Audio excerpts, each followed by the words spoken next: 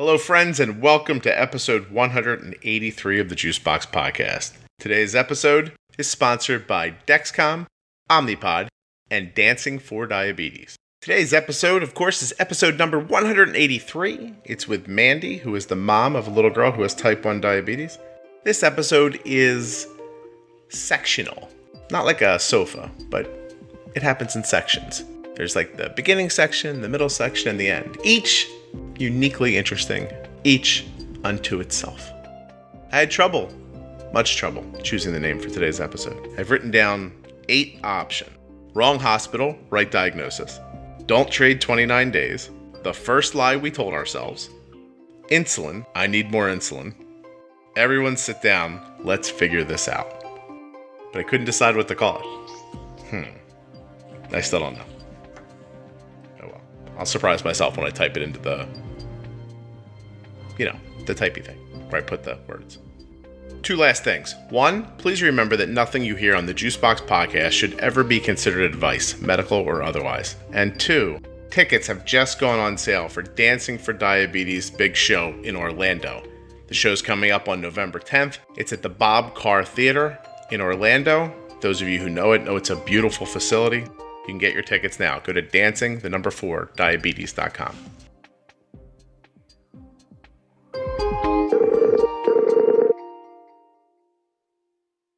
Hello? Hello, can you hear me? Oh, you're so clear. 2 days in a row, everybody's been clear. So exciting. And I don't have my video on, I don't think, right? You shouldn't. Can you see me? No video, because it just eats up bandwidth. All right. So I tried last week with someone 3 different times, and every connection they had was terrible. Oh, no. And then I got into a panic, and the person I did yesterday was so crystal clear like you are. I'm like, oh, this is exciting. It's just one less thing to think about. That's right. Look at your picture. You have like a whole family full of people. I do. She's the youngest. Kayla's our youngest. She right in front in that image? That's right. Oh, wow. Okay. All right. Okay. So, Mandy, I think that this is going to be interesting. We are going to be battling a little bit with Arden's taking a quiz right now, and her blood sugar's the tiniest bit low. So I'm going to be doing that at the same time. No problem. I'm Mandy, and my husband is Paul, and we have 3 girls. They are 13, 11, and 8, and our 8-year-old Kayla is the one that has type 1 diabetes. And she was diagnosed? She was diagnosed when she was 5.5. You guys started with just like a meter and pens and stuff like that, right? Yeah, she was in the beginning of kindergarten, and when we went to, when we left the hospital, we left with injections and really no conversation of any other options at that point, so. It's interesting, isn't it? Like, no one mentioned to you there are these things that pump insulin, or like none of that really happened? No. Any type 1 in the family, endocrine issues, anything like that makes this less like, oh, how did that happen? Actually, Kayla joined our family through adoption, and we had some medical history, and type 1 was in that. So we did know that there was a possibility. I was not familiar with the odds of that, as far as whether or not that made her very likely to get it or just somewhat likely. Right. So when she was about 3, I actually remember talking to the pediatrician about it and her saying, it's something we definitely need to watch for. And so I think in my head, once we had that conversation, it was like on her plate, to remember that we needed to watch for it. And I don't, and so for me, when signs and symptoms started to appear, it did not cross my mind until actually the day that she was going to the doctor, because she had been wetting her bed at night multiple times. Some nights she actually would bed hop. She'd wet her bed and she'd decide, I'm not sleeping in this. And so she'd go climb into bed with one of her sisters or us, and then she'd wet that bed. And it was one of those things where she hadn't been out of pull-ups for more than probably 6 months at night. So I just thought, oh, that's weird. Why is she wetting the bed again? Yeah. And then after about a week of changing sheets and doing multiple loads of laundry, I kind of had this moment where I was getting really frustrated with her and thinking like, what is going on? And then I just had this moment where I went, something's not right. This isn't normal. I should call the doctor. And I really thought she must have like a UTI or something like that. Sure. And so I called the doctor and scheduled for her to go in for a urinalysis after school. And that day at school, she had an accident at school. And I just thought, this is so weird. And so I was at lunch with a friend that day, and I was just kind of telling her what was going on. And in that conversation, in the back of my mind, I went, I wonder if this is diabetes.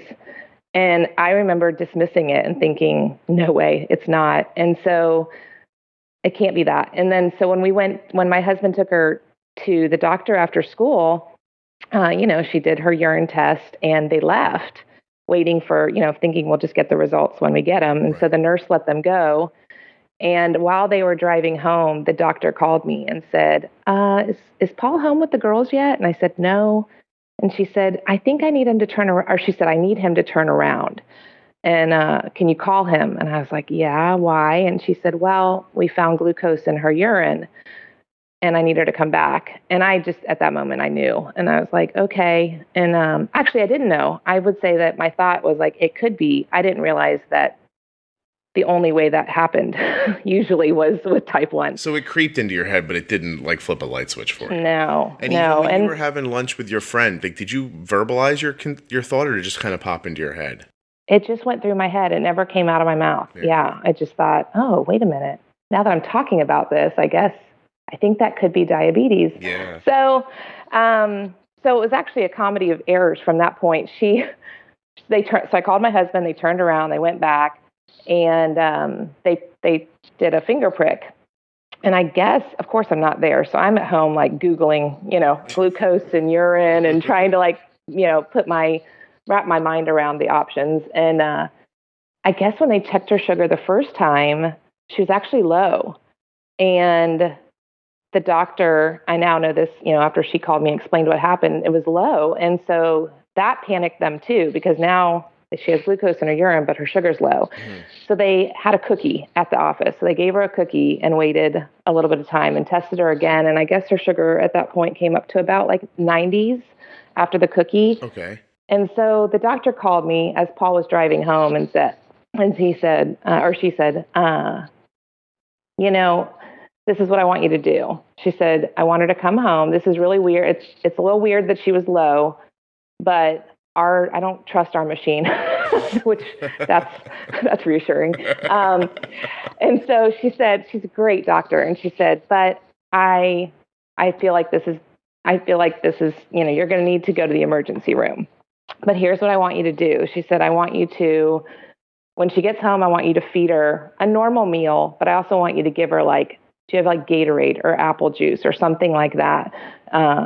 And I said, yeah, I have that. And so she said, okay, I want you to give her a normal meal, but also make sure she has a drink that has high sugar. And then I want you to get packed and I want you to take her to the ER. She said, I'm going to call ahead and let them know you're coming. I know somebody over there, and I just want them to have a heads up. And I was like, okay.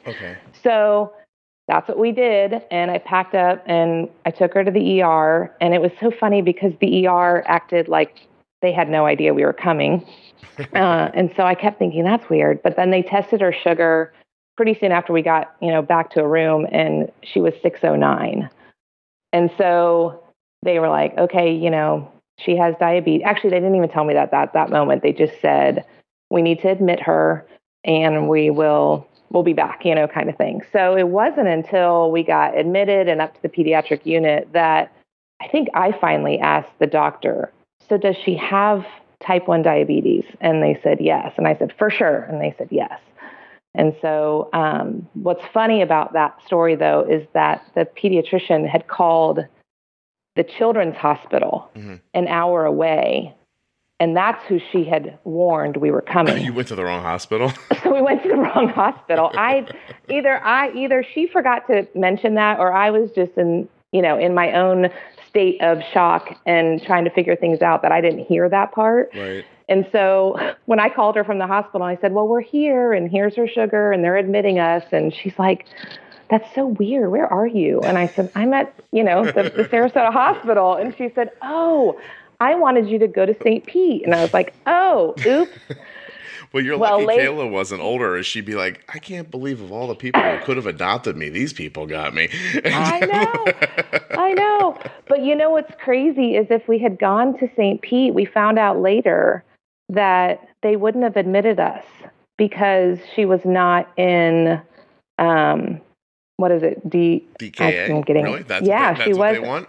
That's what they want. And so they would have literally given us they would have given us what we needed to go home and sent you right and then start things. And so instead we ended up staying in the hospital for 3 days and got all of our training and everything while we were there. Well, that ends up being lucky for sure, because I don't like the idea of just being like, hey, okay, well, you have diabetes, here's your stuff, and we'll see you later.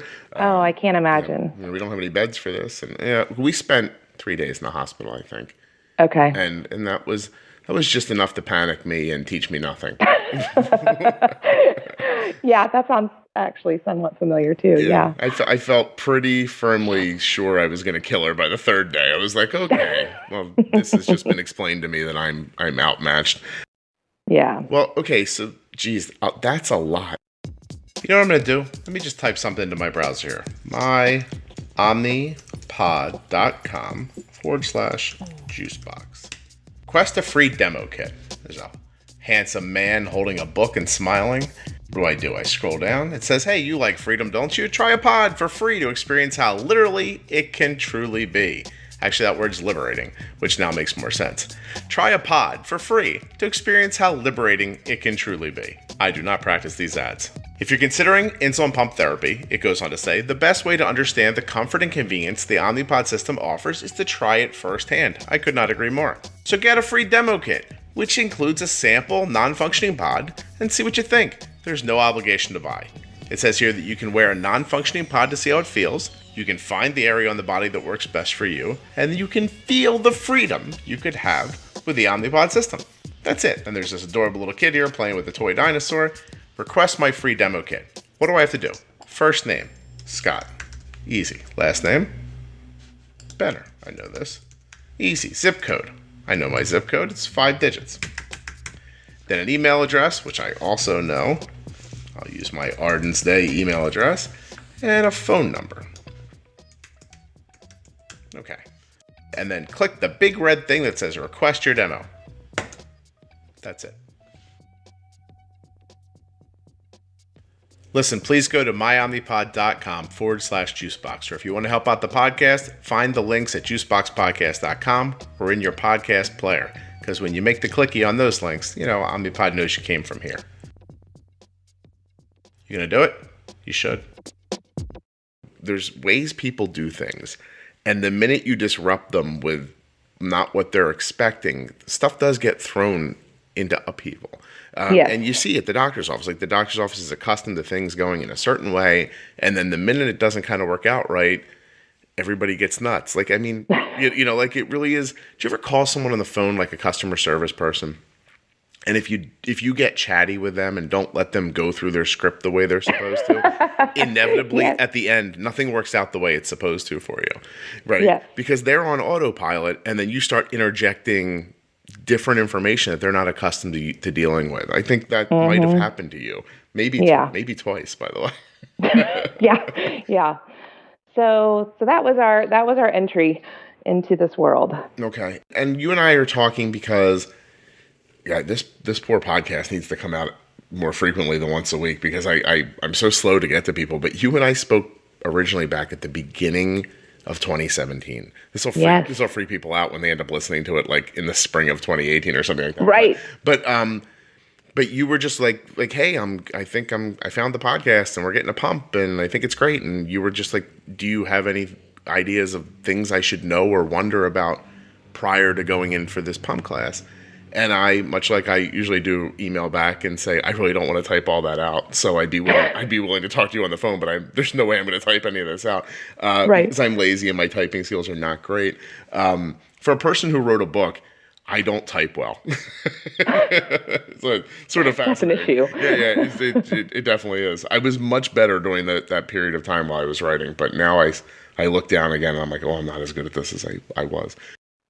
But so we had this really nice conversation that went, I thought, well, and time passed. I must have mentioned during the conversation that this would be interesting, like hearing about the transition from, because you were really going through it from needles and a meter to a pump and a glucose monitor. And you did end up with a Dexcom and an Omnipod, right? Yes, I did. Yes. After we spoke, really, your podcast, it was so enlightening. I don't even remember, the process of my brain going like, maybe there's a type 1 diabetes podcast out there I should try to find. And, but I did, and I found yours, and it was one of those moments where I realized that there was this whole other side that I can't say I definitely understood that there were pumps out there, and there have been some conversations between my endocrinologist and I about a pump at some point. But the CGM, for some reason, that was nothing that was not ever mentioned or on my radar. To be honest, the only thing I had been hearing about were diabetic alert dogs, and I was thinking, well, we need to get one of those because that would be fabulous for something to be able to notify us of her sugar either rising or dropping. And so when I found the podcast and I started listening, it kind of felt like a foreign language for, several episodes, because I'm thinking, I've just not ever, these are mind-blowing concepts. And there's actually a device out there that could do what I felt like sounded like what a dog would do. And it sounded maybe more manageable. I think Kayla would still like a dog at some point, but for right now, it was just like, wait, we could do this. I have to say this, and I don't know why Dexcom doesn't use this in their marketing materials, but the Dexcom does not crap in your yard. Psst. Dancing for diabetes. Dancing, the number 4, diabetes.com. Type it into a browser. Dancing for diabetes. Goodbye.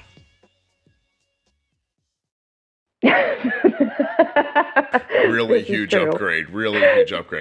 Yes, very true. Yeah, no, I do think I struggle with the idea that there should be an entry episode maybe, but I've watched over the years blogs struggle with that idea too. Like there should be like, hey, if this is your first time, or here's some definitions, but it's so dry and boring. And like, I just think that when people listen, if they really want the information, they'll listen through and they'll figure it out. You know what I mean? And maybe that's the best way to reach the people who are ready for it, is kind of my expectation at this point. Well, and I think it's true. My personality is definitely one to like be an information gatherer first and kind of think through all the options and think about the things that could go right and things that could go wrong and play out the scenarios. And that's what happened by listening to real people tell their stories. You saw a lot of variations by listening to the podcast of, I don't know, it allowed me to just kind of quickly, I felt like,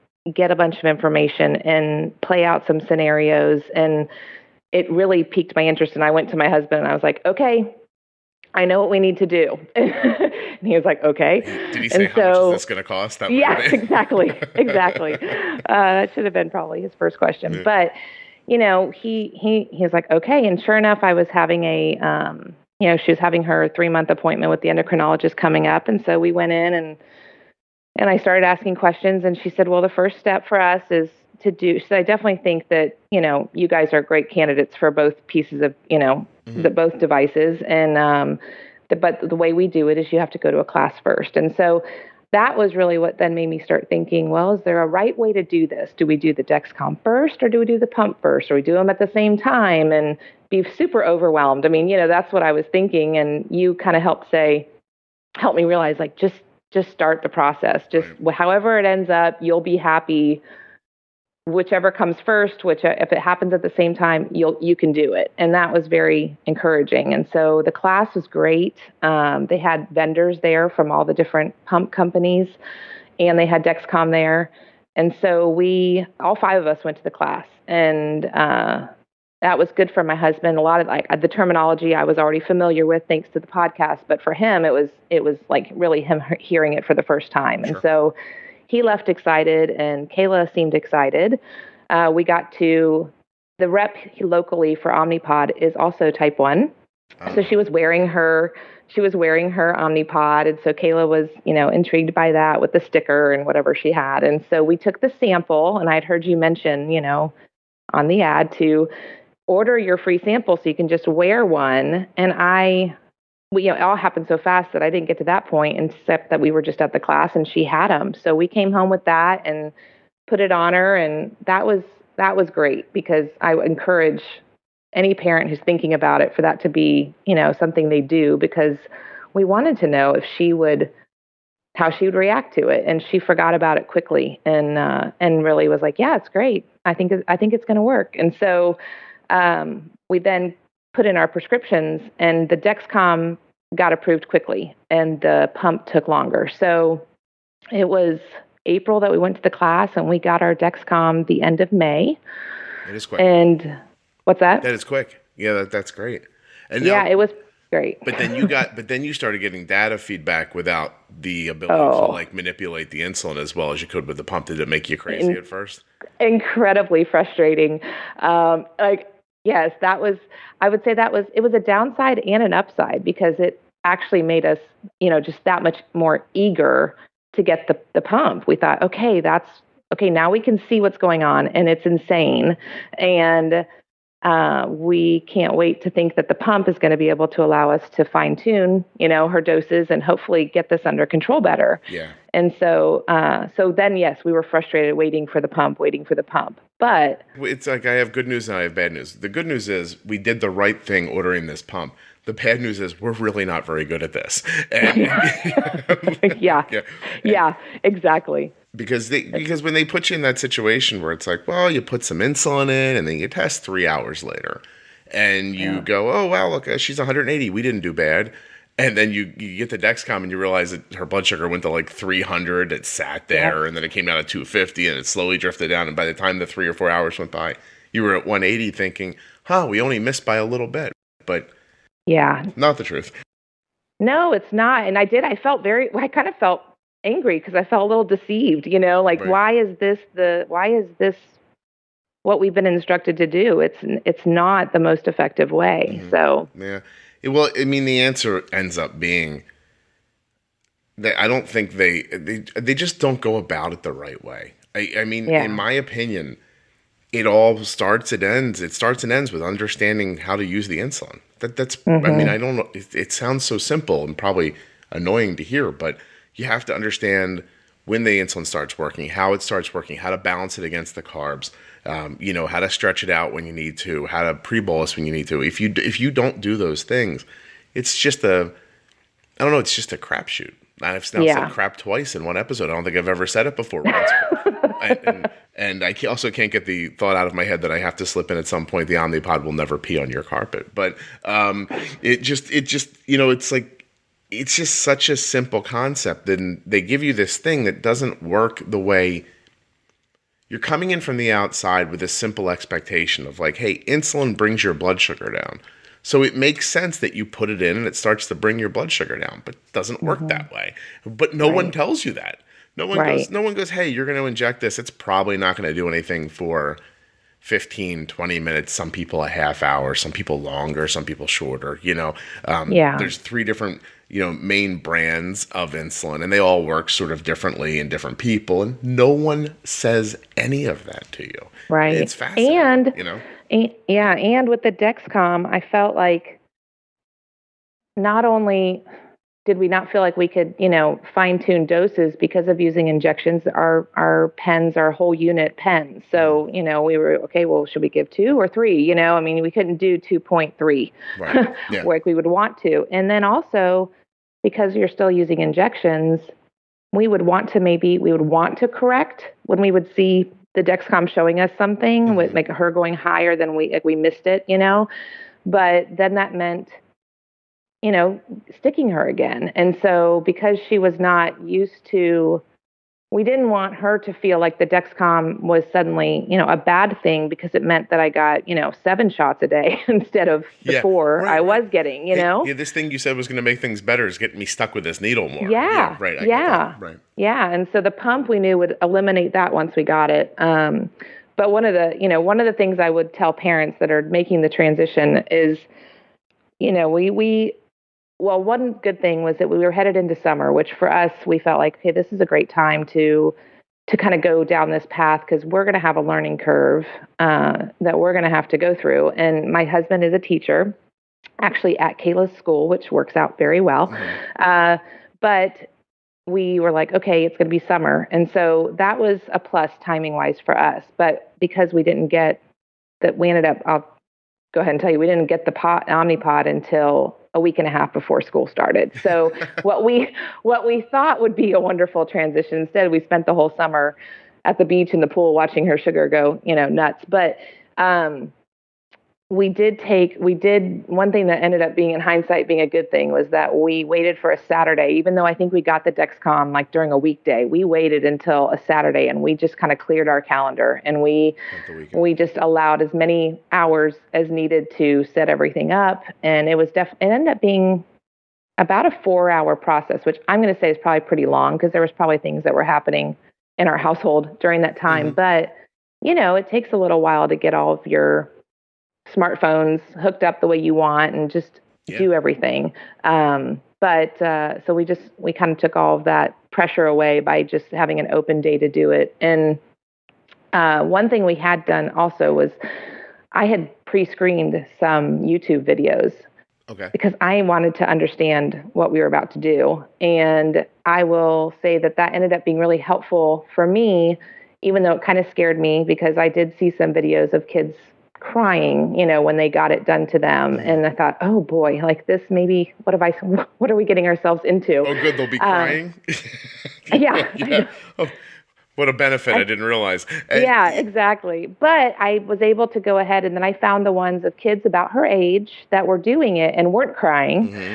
And those are the ones I showed her because I felt like if I didn't want her, I wanted her, she was nervous. I could tell she was nervous and I was nervous trying not to show it, but she was showing her nerves a little. And so watching those videos and familiarizing myself with it, and her was a huge plus, I think, because then when we all gathered around to do it, I was the one to do it because I told my husband, I said, if I don't do it and it hurts her, then I don't know if I'll ever be able to do it. Mm-hmm. But if I do it and it hurts her, then, well, too late. I mean, I already did it, but if, so that was, so that was my process of thinking on that. And it worked out. She actually did great with it. She actually looked at me afterwards like, oh, okay. That was it. That wasn't nearly what I expected or whatever. So that was a plus. I think most of that crying is anxiety. Like, it's the, what's about to happen feeling, especially with, and then the one thing about the Omnipod too is it self-inserts, so it clicks. Yes. So there's an audible payoff at the end, and it almost like reinforces the idea that like, oh, see, something was going to happen. So you're all ginned up and like tight, and then you hear this click, and you're like, ah, but it's exactly, but nothing really happened. Right. So she still jumps at the click, even though she continually says like, no, it's fine, it didn't hurt. Only one time, and Dad did it. I will say he didn't pinch up the skin well enough around it, and she looked at me like, he's never doing that again. This is not the right person for the job. But my wife messed up one time putting a Dexcom sensor on, and Arden like talks about her like she's a completely inept human being. She's like, we don't let that woman near me with that stuff. And I'm like, I got you. But it's ridiculous. My wife's fine at it, right. But no, I hear that. Like Arden does the she wants people to be quiet when she puts it on because she counts the clicks. Oh, like, how it clicks is it's like click, click, click, and then it inserts. Arden's like, but it never really inserts on the same click. Like for the pod? Yeah. Yes. Sometimes it's the fifth one, the sixth one, the fourth. You never really know. And she just like, she wants to hear them. I don't know. I'm like, why do you care? And then she flinches, and I inevitably go, did it hurt? And she goes, no. Yeah, that's exactly right. That's exactly how Kayla is with the pod too. Like, why are we doing all this? And she's like, I don't know. And I was like, oh, okay. So, so you, all right. So you went in, you asked for your stuff. It took a little bit of time, but you got it. And then it's interesting because you got the CGM first. So guys, listen, this episode was obviously recorded a while ago, so you hear me talking about Dexcom G5 and calibrating and everything, but today's today, and the Dexcom G6 is available now, and it doesn't need to be calibrated.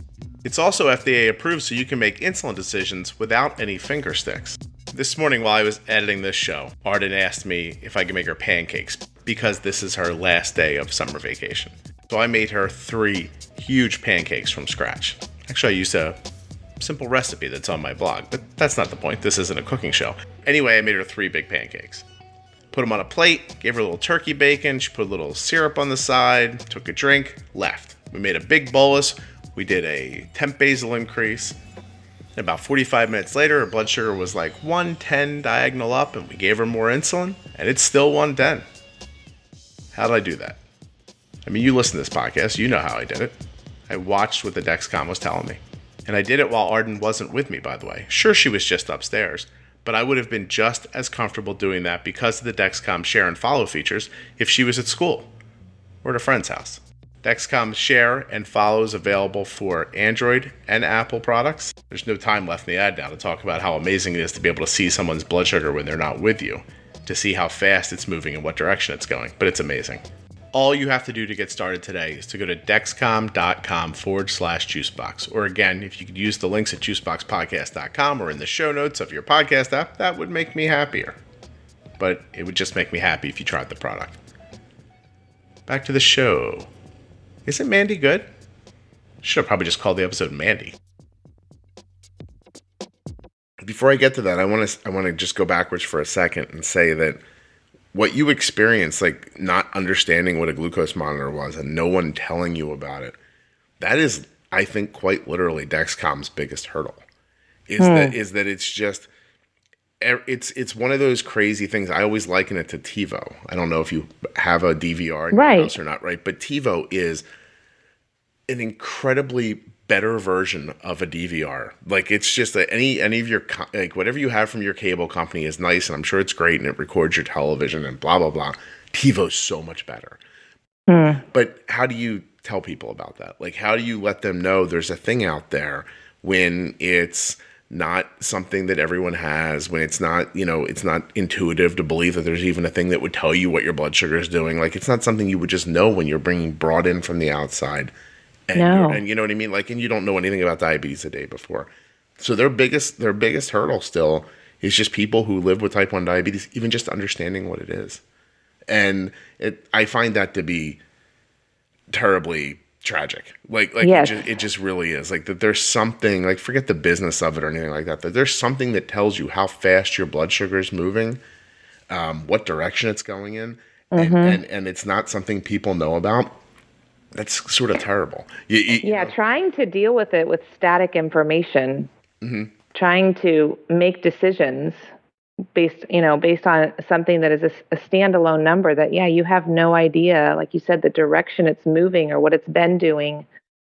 It feels like it's like you're dosing blind before, and now it just feels like, are there still times where things go totally nuts? Yes, but it's been a huge, like, emotional and, like, mental relief once we figured out we could trust the information. That took a little bit of time, but then it was like it changed our fatigue as caregivers immensely. Oh, for certain. Today, like, just before you and I got on, is a great example. Arden's at school, and her blood sugar is, I think she was 104 going in the door at school. And it was nice and steady, but she was having this, the drift down where the number's moving, but the arrow never indicates that it's moving that fast. Right. And I kept thinking, like, it'll be okay. And she got to 80, and I went, all right, you know what? I'm going to shut her basal off.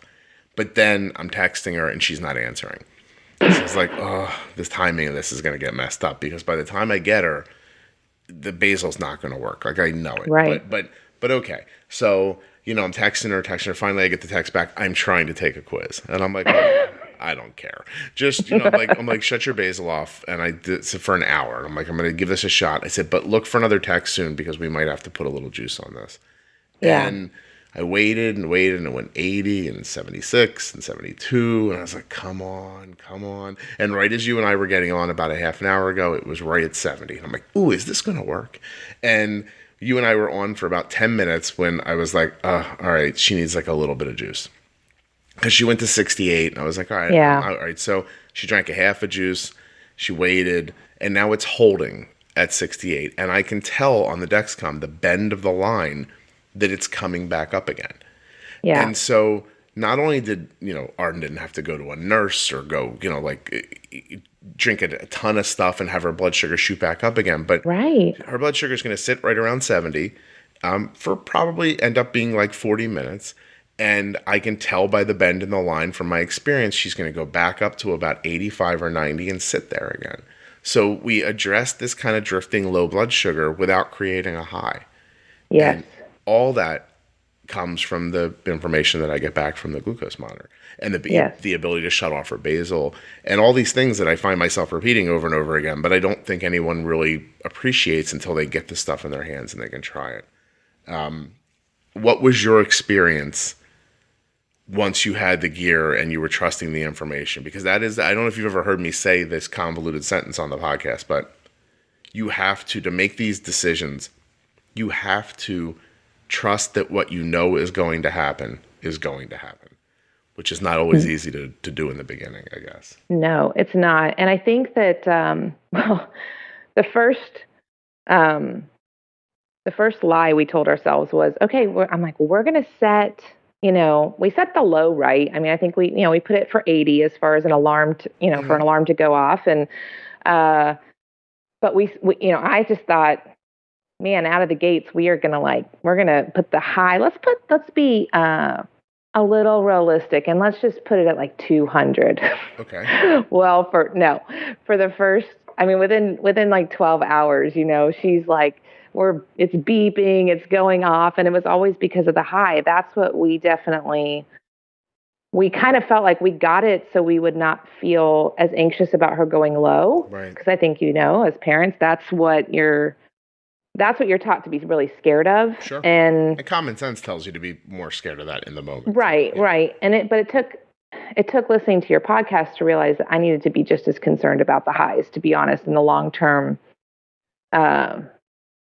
things that would come into play by just, her allowing these high blood sugars to continue. So we were obviously overambitious at how well we thought we were going to control things once we could see it, because that's when we realized that, the pump was going to come into play, hopefully with the highs. But so we took we just removed the alarm for the high for a while. Like we just didn't even want to know.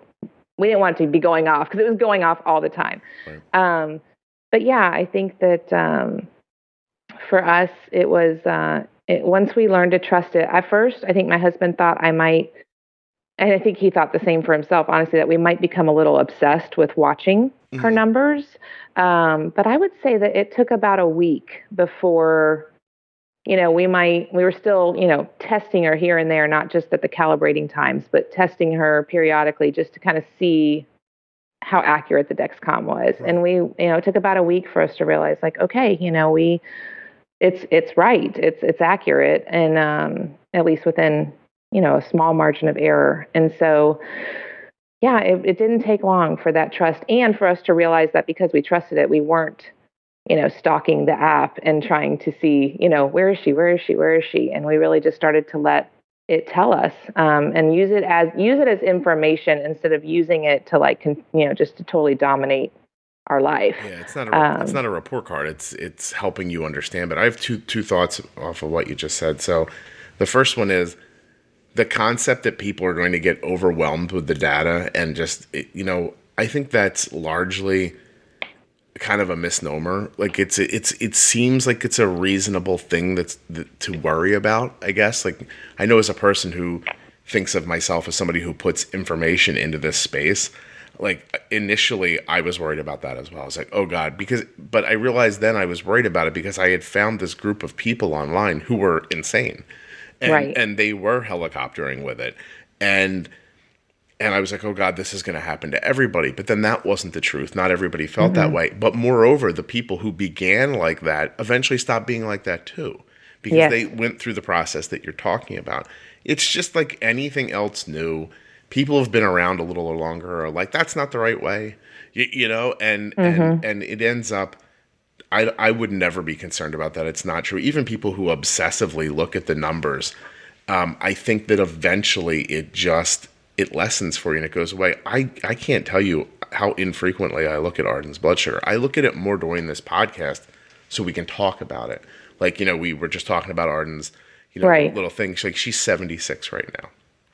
I can't tell you how happy I am with that. Yeah. Like, you know what I mean? Like, she's going to keep drifting up, and I'm telling you, she's going to get to 85 or 90 in about an hour or 50 minutes. I'm going to have to pre-bolus her for lunch anyway. It's perfect. Yeah. But my other thought is now you've got this threshold, and it's going to tell you when you go above it. And in the beginning, you don't know what you're doing with the insulin. You think you do, but you really don't. And neither does anyone else right away, Mm-hmm. And so now all you're seeing is, God, we miss so greatly that I can't even put this high thing on. It's going to beep all the time.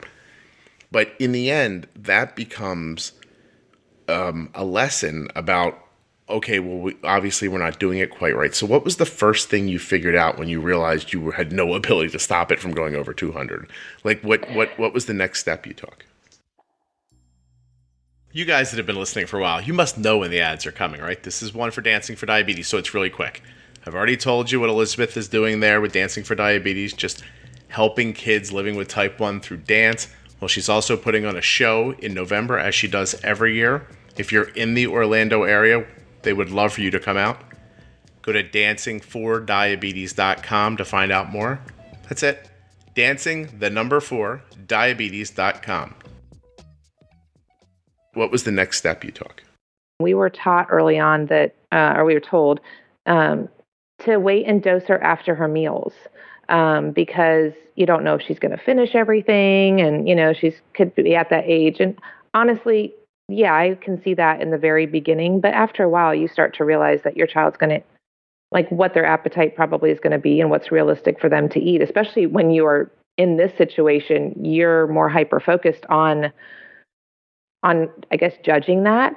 And so I think for us, we realized our first change was, okay, now we have the Dexcom, we can feel comfortable dosing her ahead of her meals, mm-hmm. because that's something you had talked a lot about. But that was the first step for us to seeing an improvement with the drastic highs, I would say, and so that took a little time for us to make that realization that that's what we could start doing, because if we, and then of course there's times where we miss it as far as the length of time, but or the food she ate, that's when we started to really try to understand her digestive tendencies, as far as what kinds of foods hit her faster and all of that. But we didn't even have any way to begin assessing that until we started to give her her bolus ahead of her meal and timing it. And so that was probably the first change that we got to make. Well, it's funny because what you just said echoes what we said 5 seconds ago, because before diabetes or with your other kids, have you ever thought, oh gosh, we have a real problem here. These kids don't eat. No. Right. No. Right. Right. You've never thought that. But the minute you bring the insulin in, it seems like a reasonable concern. Like, oh gosh, what if they don't finish their lunch? And then you realize sometimes you put a full plate in front of somebody and they don't finish their lunch. And now you go, oh God, this is a real concern. You've just reinforced your concern with more specious information. And so it's, I mean, I get that kids don't always finish their food, but like I tell people all the time, especially with little kids, there's got to be some amount that you're comfortable they're always going to eat. And so it just pre-bolus that part if you can. And then, if they keep eating, just put the rest of the insulin in right away. Don't wait around to go, oh, I wonder if diabetes won't work today. It's going to work. The food's going to make your blood sugar go up. Get the rest of the insulin in. It's just such a simple, you need those simple concepts. Like when I talk about, because I think everyone errs on the side of caution so much, and they do it in so many aspects of diabetes. That's how they end up with high blood sugars. Well, we can't pre-bolus, err on the side of caution. What if they don't eat? I don't want to use all the insulin because what if I count the carbs wrong? Err on the side of caution. But that always leads to a high. Sure, once a month it might be a low, but are you really going to trade 29 days of highs for the one time they're low? Right. And how do you make those decisions? And when you start talking about learning how to manipulate the insulin, the one thing, gosh, that I said that I have to be honest, I did not think was that impactful, that I hear back from so many people in so many walks of life, that when you're learning how to use more insulin, just also bolus for the amount of a juice box, because you could always give the juice box to counterbalance the insulin. Like it's a safety net for you when you're testing. Right. How much more insulin do I really need, you know? Yeah, and when you're doing injections, that's another thing for, we felt like our hands were more tied when we were doing injections, because if we did give it to her up front and we didn't think, and she ate more than what we were expecting, then it meant us giving her another injection after she ate. And whereas with the pump, that changes all of that. It's a whole different ballgame. Yeah, you just push the button if you need to. Yeah, it really was, having the two go hand in hand, like I just really get that now, that they play off of each other so well. They create, in my opinion, the best case scenario to attack this. Yeah. So, well, it's funny because you hear adults a lot say, well, I'm tired of a pump, and they want to go on a pump break, and people do that, right? And injections, I'm doing just as well with injections. And they say that, but they never really tell you what that means. You know what I mean? Like, it's just like saying hello to somebody you haven't seen. How are you doing? I'm doing great. Well, if you could follow them around for 3 days, you might find out that, you know, their wife's cheating on them and they can't afford to get their car fixed and blah, blah. But they told you they were doing great. And so we never know what that means. And in this space, there are very few people who are willing to say, these are my results. You know what I mean? But we're always willing to say, this is what I do. Now, I don't in any way not respect the concept of burnout or just being tired, or you might just want to do it for a while. And maybe you are going to switch back to injections for a while because you're burned out as an adult, and it might lead to slightly higher blood sugars, and that's not the end of the world. I completely believe that. But the problem is that sometimes people hear that and just think, oh, I have the same, unless you're willing to, and I've only talked to a couple of people in 150 episodes who are willing to just inject every time you need to. And there are some people who are willing to do that. They're going to be fine. But if you're not, you can't manipulate things without a pump if you're not willing to inject all the time. And so, and that's the real honesty of it. You know, somebody who's now down to like, I'm injecting before my meal, and then I wait 3 hours again. There is just, unless they are magical, there's no way they're you know what I mean? That they're unless they're a unicorn. Results. Yeah. Unless they're an actual unicorn, there's no way that they're doing the same thing without multiple injections. Right. And so I think people get confused with that, and they go, "Oh, okay," or "This is good enough," or "This is," you know, once people set the expectation that this is just how it goes. And then they just accept it. And, oh, my blood sugar went to 250. It only sat there for 45 minutes, and it came back down. Of course, it did get to 180 before I had to inject myself again, and then it got low later. Well, what? Like you know, when you had your pump, you were doing it a completely different way that wasn't resulting in a high, and it wasn't resulting in a low like that. And moving to, for us seeing, I actually have a funny story about going on a pump break. But first, it's just funny. One of the things that we feel like has also been, and maybe it's just our imagination, but I don't think so based on the story I'm about to tell you, but going to, I didn't understand that the pump utilized fast-acting insulin on a constant drip to substitute for the Lantus we were using. Like I didn't totally understand that until I went to the class. Okay. And that seems to have been something that right away we noticed an improvement with. And we only felt like, because we knew we were still not doing a great job at the bolus part, we learning that fast-acting insulin dripping, you know, for the 24 hours, that seemed to have a better effect on her than the Lantus ever did. Yeah, a lot of like that slow-acting insulin's an inexact. So it's amazing insulin, but it's an inexact science. I don't know if anybody's ever talked to you about it, but you inject it, it crystallizes under your skin in like a rock, and then it basically melts away slowly. I wondered. Yeah, that's how. And so there are times when your body absorbs it faster, it disintegrates quicker, you know, whatever it ends up being. That's how you see like kind of lows with it. And then sort of at the end of the 24-hour period where people see highs, because the companies that make this insulin can say all they want that it's real steady for 24 hours, but that's kind of BS. And so some people split their Lantus or their Levemir or their whatever the other one is. Like they'll do half of it or, or figure out what the breakup is and do like every 12 hours some. Wow. Right. And to try to keep it more consistent in their system. Interesting. Yeah. But again, no one's going to tell you that, Right. So. I'm actually getting notifications about Kayla right now. Oh, no kidding. What are we looking at? I don't know. I don't want to hang up on you by looking. Let's see. Are you still there? I'm here. You're doing great. Okay. All right. Let's see. I just didn't know if by changing screens. So she's 77 diagonal down, but it's 10:45. So she's actually about to get a visit from her dad to dose her for lunch. So he'll take that into consideration. But it's lunchtime. But she has been at, let's see.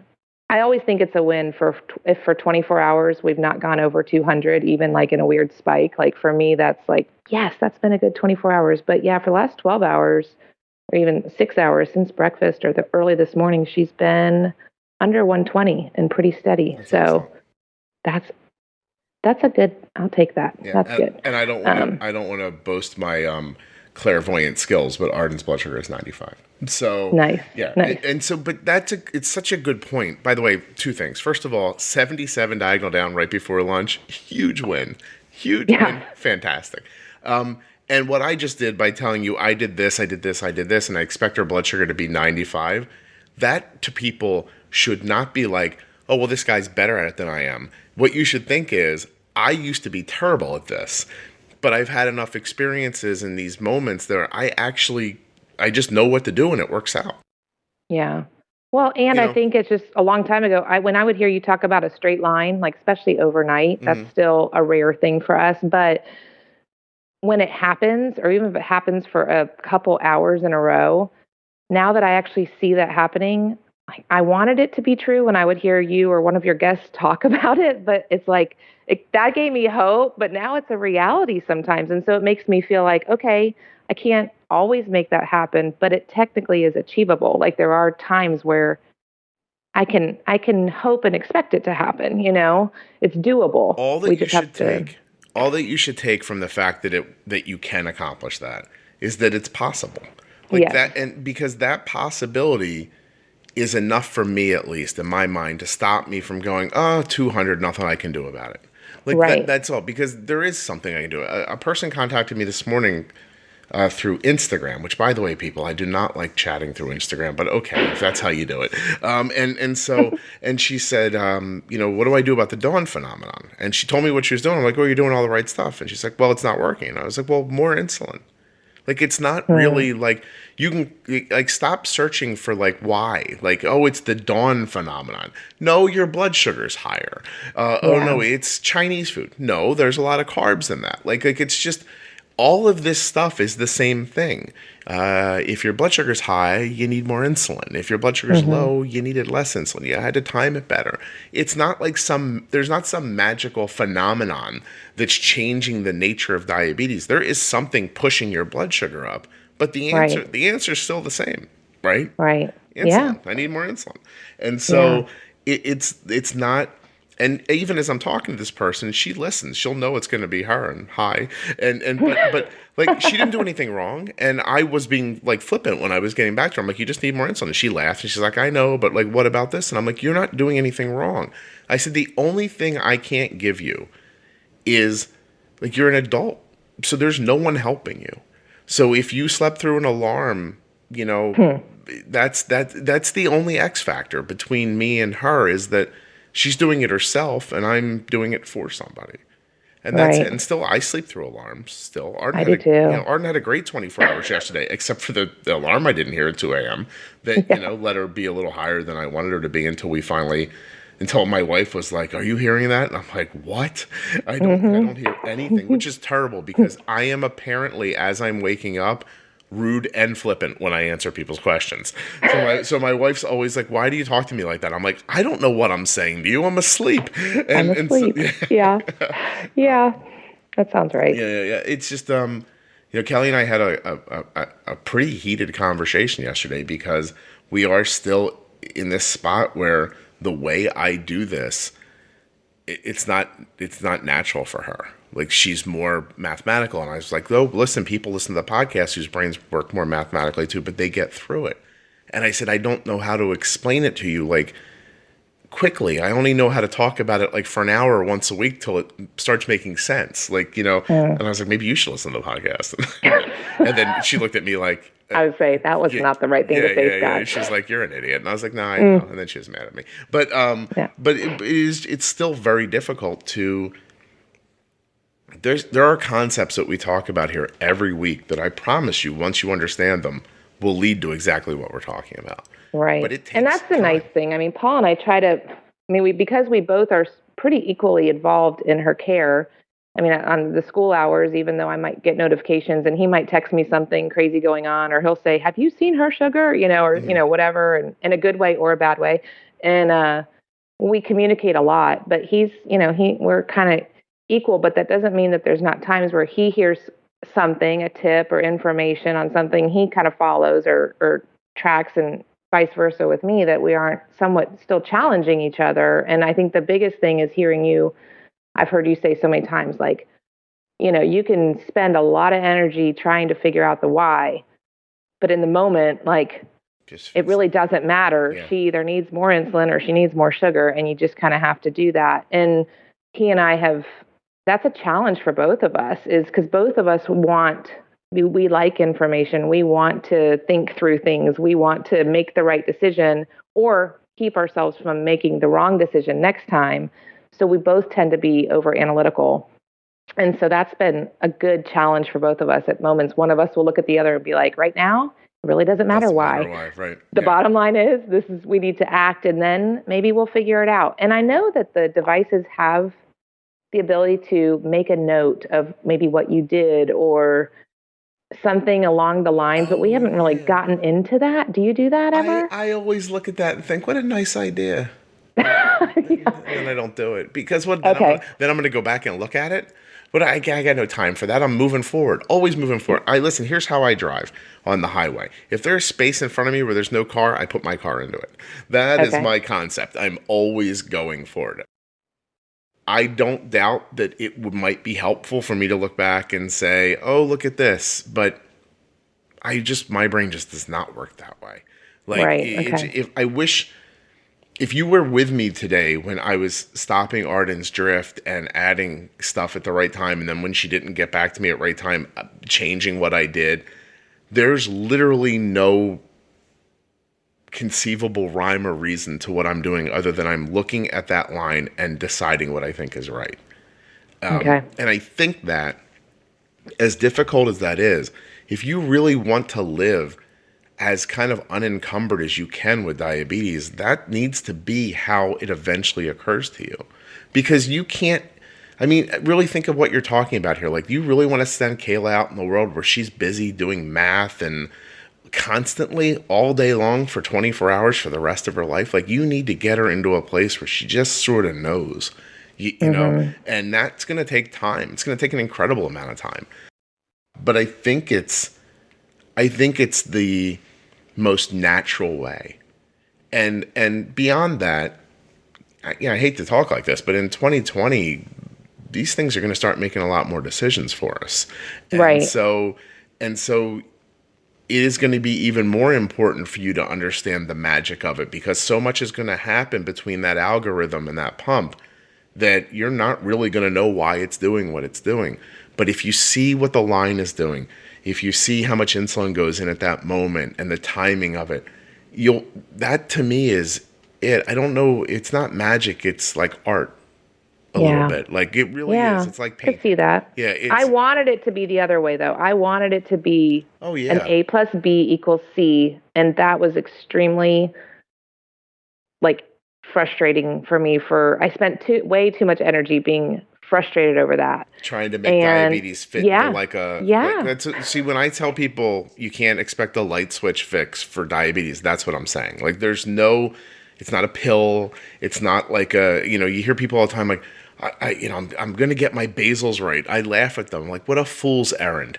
You're going to get your basals right. What? And then the kid's going to grow 3 more pounds, or you're going to lose 10 pounds, or you're going to get stressed out at work, or blah, blah, blah, or this is going to, or all about a million different things are going to happen and your basal needs are going to change. Just set a basal rate that's about right and bump it around once in a while with temporary basals. It's because it's this dream that you're going to put everything in this exact situation. You're going to learn how to count carbs exactly right. And then once you do that, this is all going to be easy. But that's never going to happen. like not for me at least, Right. And you know what? That reminds me of a quote that really was kind of, mind altering for me going through this was, I really felt that way in the beginning, just a very, like, this is not easy, just kind of focused on it being hard. And I started to realize until I heard this quote, I didn't realize this is what I was doing, but I heard a quote that was something along the lines of, hard doesn't always mean bad. Sometimes hard is just hard. And I had started to make diabetes bad because it was hard. Right. And so that just really shifted me to go, you know what, this isn't bad. It's just hard. And sometimes hard is just hard. And so I need to stop looking for easy and, just start to realize what I do have control over and what I don't, but that, it's hard. And was that quote about marriage when you read it, do you think? It could be applied to a lot of things. It certainly could. Well, that's it, but it's a very thoughtful way to think about it. Like, just because it's not, listen, this is, I don't know, I sound like a broken record at some point, but nothing is guaranteed in life. There's another saying that helps you. Like, we all have this expectation. Like, look, you grow up, your parents take care of things. And some people don't have that situation. So life gets harder for them earlier. So when something gets hard back, they expect it. I grew up, I'm adopted. I don't know if you know that. So I'm adopted. No, I didn't. I'm adopted. I was adopted right as I was born by people who divorced when I was 13. On my 13th birthday, my dad left my mom. Like, literally, we had dinner for my birthday. He took a shower and he left. My life got very hard right then and there. Yeah. And so I'm accustomed to things not going well. We grew up without money. We grew up without a dad. We grew up when my mom didn't drive a car. You know what I mean? Like we were, like, things were hard. So I expect life not to be easy. And when it isn't easy, I'm not thwarted by it. I don't go, oh, this is it. I was promised, a rose garden and I got a bunch of weeds. I just go, okay, let me get these weeds out of here so we can plant some flowers. And I think that some people don't have that. Some people just grow up in great situations where things are taken care of for them. They have this really wonderful pie in the sky expectation that life is just going to go like that. And then can you imagine if you have that expectation and then not only does it suddenly not go like that, but it's diabetes. Yeah. It's not just like my dog peed on my carpet and I just bought it. It's this, Mm-hmm. And then it's like a lifelong sentence of hard. Right. And then you form an adversarial relationship with diabetes. Yes. And I'm telling you that when my daughter got diabetes, I was just like, yeah, that figures. This was always going to happen, wasn't it? Like, you know what I mean? Like, when I was, 15 years old and my mom was like, couldn't pay the bills, I didn't go, oh God, we're going to die. I'm like, all right, everyone sit down. Let's figure this out. And I don't know what that is. Maybe I'm just lucky that my life went like this and then dovetailed into diabetes, because I always say in a very specific way, when the zombies come, Mandy, you come get me, because we're going to live through it. Because I literally be like, just zombies? They're not going to leave me on my birthday, are they? Right. It's just, I think sometimes it is just your perspective. And that's why I talk about perspective so much on here, because I think it's a huge part of your attitude and how you end up handling things because of it. Attitude, it's really true that attitude can be everything. Mm-hmm. It really can. And that goes with the fear too. I mean, for me, I think our fear of making the transition from injections to, technology and devices wasn't so much about the concern of being overwhelmed by the information or, which, like you said, you hear a lot. It was just, we get comfortable and familiar, or things that are familiar. When things are hard, anything that at least feels stable or consistent starts to make it seem like, oh, it's easier this way. Right. But that doesn't mean it's better this way. Yeah. And that was like a huge shift to be like, well, there could be something better, but I have to not be afraid of learning something new and leaving our little current way of doing things, because I don't think it's working well enough to keep her, I don't want to say alive, but you know what I'm saying? Like it's working well enough to do that, but I don't think it's going to give her best life or her best chance at this. And so that was the fear I had to go from. Well, I'll tell you, so two things I think to say. First of all, I just went on my little rant, but I want to say to people that I get if maybe you grew up really, horribly, and this was just the straw that broke the camel's back. Like, I'm not saying that if you're not dealing with it well, you're somehow just doing something wrong. Everyone's different. But right. it's just an overarching idea that just, sometimes it is about your perspective. And listen, you could have grown up terribly and then gotten diabetes, and I can see that being overwhelming. But we also, for Americans at least, there is this expectation things are going to go well. You're going to grow up, buy a house, get a car, go to college, like you'll get a job, it'll be fine. Some pretty girl will talk to you, you'll have babies. Like everyone thinks that. Most of the rest of the planet doesn't think that. Like most of the rest of the planet struggles. I saw some video last night of some bombing in Syria. Every building's made out of cinder blocks. Yeah. Like they all just live in cinder block squares, and people are dropping bombs on them. So if you gave one of those people diabetes, they'd probably just be like, yeah, well, I guess so. It will make it much harder, but it's your expectation of what life means that changes how you accept bad stuff when it happens. And so if you can manipulate that inside yourself, your expectation for things, I'm not trying to say like set the bar really low and you'll never be disappointed, but I have to say that is probably one of my personal mantras. Like don't expect too much and you'll never be let down. And then anything over that is just great. You're just like, oh, great. So, and I don't want to come off like, it took me about 2 years, I would say, till when I started to have that shift in my attitude. The first 2 years, I felt like this was very unfair. Mm-hmm. There are things for her. She's had other medical challenges and things like that consumed much of her first several years. And so when this happened, I really felt like, well, like, you've got to be kidding me. Like, this can't be happening too. Right.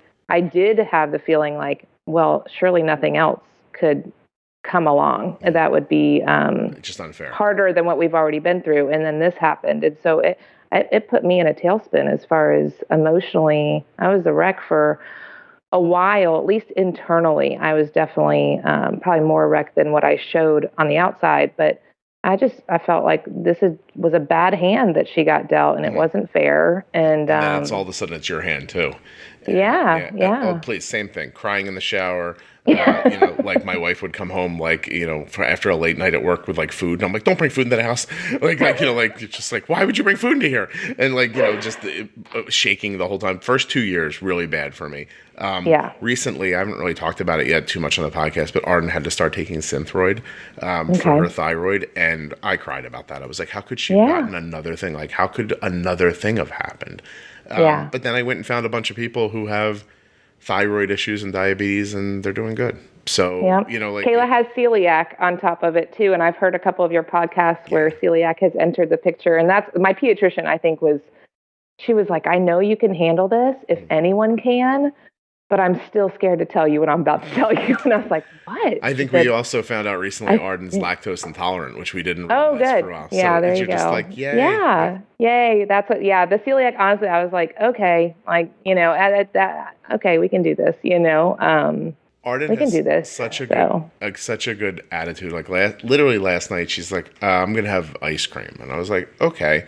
And I said, you take the Lactaid. And she's like, yeah. She was already doing it. And she takes it and she starts eating the ice cream. And she goes, well, either this is going to be okay or I'm going to have diarrhea. And I was like, and she just said it like so matter-of-factly. I was like, wow, good for you. And sorry about all this. But really just like, a good soul, I guess. And I think that's just something you have to tend to on your own. You really do have to keep that part of you alive, or this all can really eat you up pretty quickly. Right. Yeah. Sense of humor is good, which if we have time, I want to tell you our involuntary break from the Omnipod. Mm-hmm. Well, Mandy, that happened. We're a little over an hour. Go ahead and tell this one. We'll go out on this one. Go ahead. Okay. So we, here we've adjusted to having the pump now too since beginning of August. And we went on a winter break vacation to go out skiing.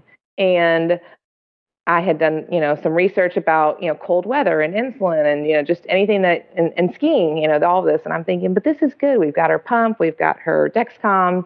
We've got this. We can do this. Right. And because of the holidays and the way her insurance works, long story short is that they did not get the paperwork processed for her next renewal of her pumps in time for us to get the shipment before we left for vacation. And so, yeah. Now you're skiing with pens again. That's great. Yes. Yes. And so I thought to myself, okay, well, we'll do a little pump break. Not what I had planned at all, but we can roll with this. And honestly, I thought if one of the two devices were going to go, it was the pump, because I thought I just can't imagine though what it would have been like to not have her Dexcom working and us out there skiing and doing things that her body's not used to doing. So if one of the two had to go, the pump, but she handled it great. And at first she was kind of like, "Yay, injections again." I mean, it was almost like a little nostalgic, like, okay, we'll do shots again.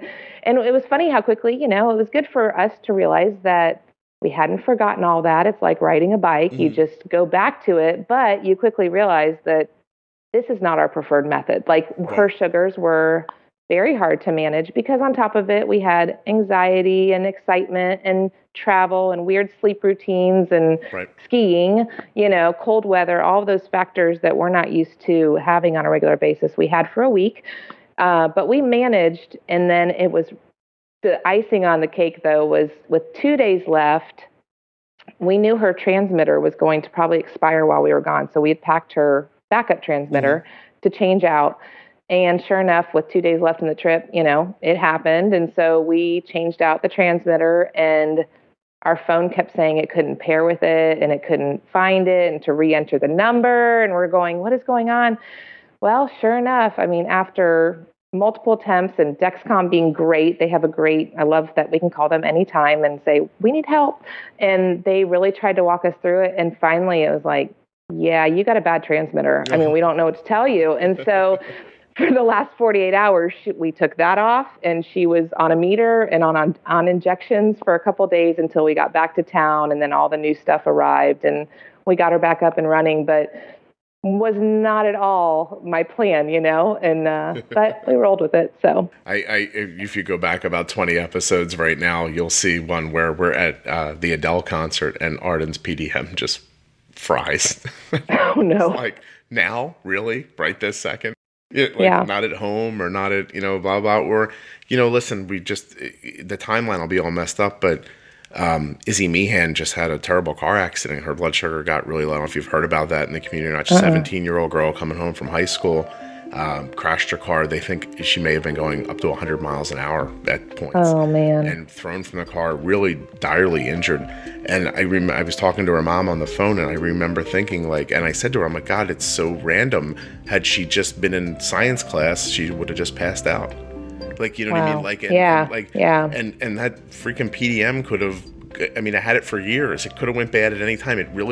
I left my home, drove into a city, was in a concert. That's the moment. That's the moment. That's how I felt. I'm like, really now? You're like when we can't do anything? Yeah, I get these transmitters all the time. They always work. The one bad one I get, I'm skiing. Yes. I hear you. I really do.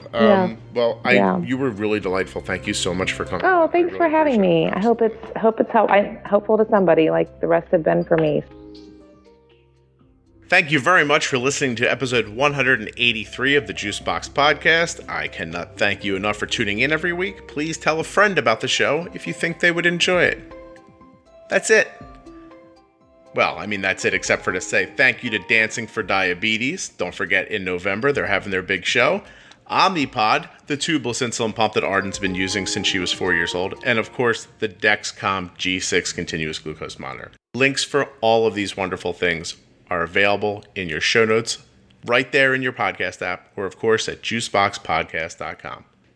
I hope everyone had a wonderful summer.